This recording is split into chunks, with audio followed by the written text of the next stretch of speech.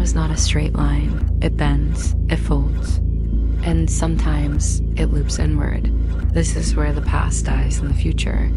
The drawing was crude but disturbing. An old man, blindfolded, walking into traffic, a cassette player strapped to his chest. Label, Loop 004. It was found clenched in Daniel's hand while he slept, hours after he'd forgotten ever sketching it. The Bureau took it seriously, especially Agent Keene. She'd seen too much to dismiss it now, so they waited.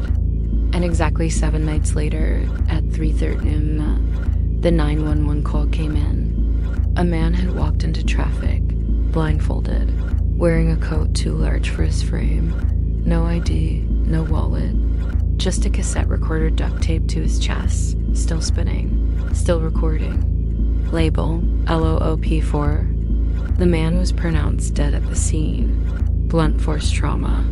His body unnaturally light, like it hadn't fully settled into its mass. Strangest of all, his fingerprints returned no match, not from any database, federal, state, or global. But the real shock came from the birth records. They ran facial recognition against missing persons and got a hit. A child, unborn, due in 11 weeks. To a woman in another city, registered under witness protection. A prenatal ultrasound image had been stored in a sealed file. That image matched the facial structure of the dead man. Nearly identical. The coroner reported something beyond bizarre. The man's blood cells had characteristics of a newborn. His bones were fully developed, but his teeth hadn't finished forming.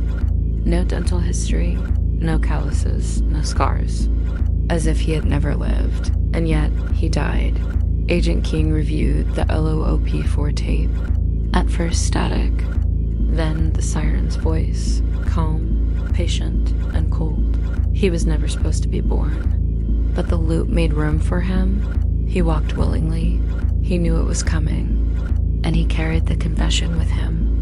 The tape distorted, not in glitchy jumps, but in time echoes, voices overlapping, backward speech threading through forward narration, multiple iterations of the same sentence spoken in layers.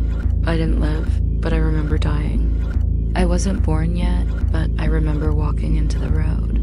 An engineer isolated the background hum. A deeper audio layer emerged. Someone else whispering behind the main track. Keen, she sees it now. She remembers the boy. The boy remembers the man. The man becomes the next loop. Agent Keen left the lab immediately. She had a memory, a flash, not quite a dream, of holding a child, not hers, yet. Familiar, she checked a sealed file from her own case history. Inside, a note from her early training years, scribbled in red ink. Remember the blind man? He's yours.